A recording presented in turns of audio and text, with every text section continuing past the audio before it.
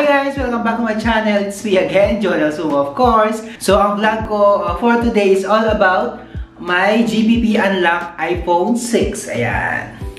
So I started using GPP Unlock iPhone 6 since 2018 guys. So nabili ko siya noong 2018. So it's been 4 years na. 4 years na. Although second hand siya, kung makikita mo yung skin niya, yung mismong unit, parang smooth pa siya.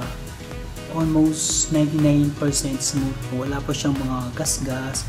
As of now guys, okay pa siya. Check, papakita ko muna yung features dito, physical features niya. So okay pa siya as of now guys. So kagandahan kasi ng GPP Unlock iPhone guys, kasi unang-una mura siya. Pag sinabi kasi GPP Unlock guys, may mga certain features siya na hindi mo magagamit kasi nakalock siya sa ibang bansa. Like this one, yung sa akin kasi is nakalock siya sa Japan. So enough of that siguro guys. Marami akong vlog about this iPhone. So marami na akong binanggit about this history nito and description. Ano nga ba yung GPP Unlock. So kindly click na lang yung link sa baba para hindi na ako magpaligoy pa. So ang focus natin ngayon is yun nga, maraming mga questions ang nagsilabasan sa aking mga previous vlog about this GPP Unlock iPhone. So ang karamihan sa mga tanong nila is safe ba? Safe bang mag-update ng iPhone na GPP Unlock? So for this vlog guys, sasagutin natin yan kung safe nga ba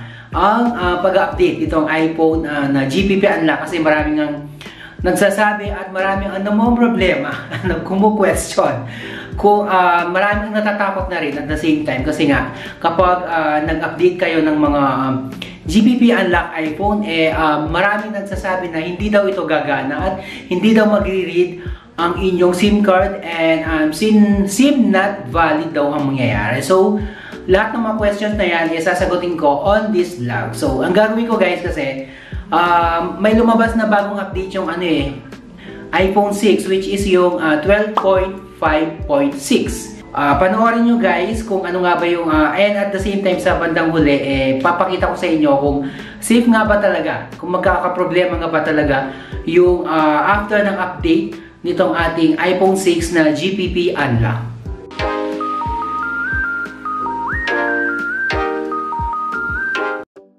Alright guys, this is it. So start na natin yung pag-update ng ating iPhone 6 na GPP Unlock. So ang una natin gagawin is punta tayo dito sa settings and then dito sa scroll nyo pababa dito sa general and then sa software update. Ayan, kung makikita nyo ang iOS version niya is 12.5.6. so i-update natin siya into 12.5.6. so kailangan nating i-download and install. So guys, pasensya na kayo, medyo blurred yung ating camera, hindi ko napansin. So ayan, so ang gagawin natin is click natin tong download and install. So maghanap siya ng password.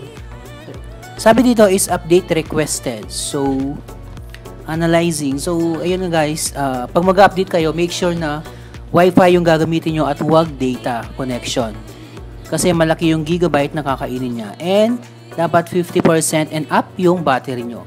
So ayun na siya guys, nag-start nang mag-update yung ating GPP Unlock iPhone 6. So it will to 18 minutes. So yung 18 minutes na yan guys, bababa pa yan.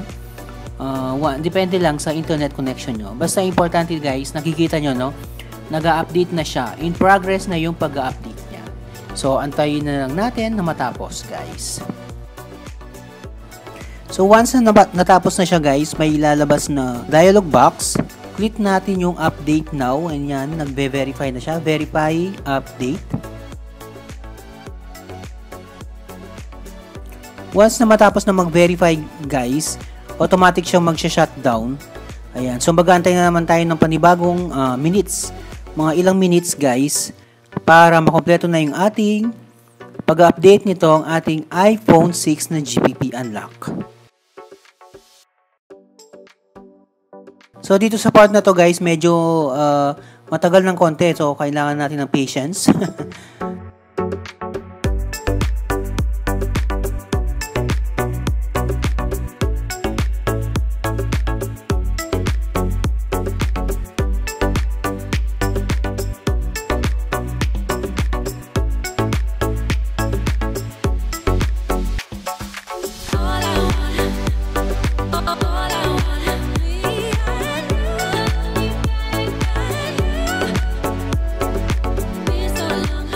So ayun na guys, tapos na yung updating nitong ating iPhone.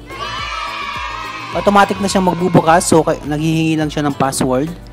And then, ayan, tapos na siya guys. So wala namang naging problema. Nagre-read pa naman yung ating SIM card and goods for swiping.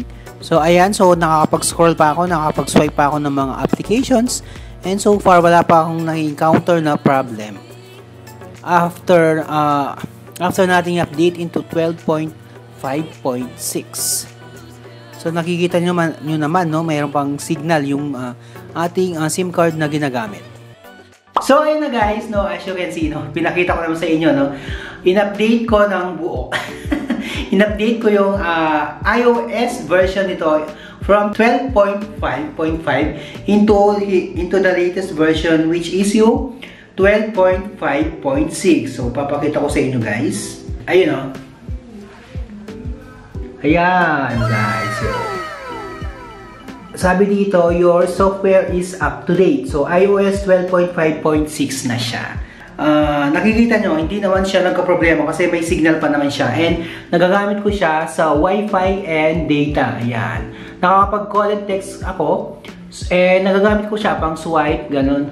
Pag-open ng mga app. So, wala siyang problema guys. Pag-open tayo ng isang app using Wi-Fi. So, halimbawa guys, itong aking YouTube channel. So, bubuksan natin siya. Ayan. Kasi guys, kapag nag-update ka daw, mawawala yung signal. Kahit gagamit ka ng GPP unlock and hindi siya makakonect sa Wi-Fi. So, marami daw may encounter na problem. So, pinakita ko naman sa inyo, di ba? Napaka-safe mag-update. Ayan, no? Yung aking YouTube. Yan. So, napaka-safe mag-update, guys, ng iPhone na GPP unlock. So, wag kayong problema, wag kayong matakot. Pinakita ko naman sa inyo, no? Step-by-step procedure. So, walang cut yun, walang skip yun. Para sa inyo, guys, para mapakita ko sa inyo na safe talaga ang mag-update ng GPP unlock iPhone. So, wag kayong matakot, guys. And at the same time is, nakatipid na rin kayo, di ba? Kasi, hindi na kayo pupunta sa inyong mga technician para lang ipagawa or i-fix yung inyong iPhone na GPP unlock kapag nagka-error. So, ayan guys. Hopefully, nakatulong tong vlog ko na to. And if nakatulong nga itong vlog ko na to, don't forget to LSS, like, share, and subscribe. So, thank you very much guys for watching and hope to see you again sa aking next video. Ito pa rin si Jonel.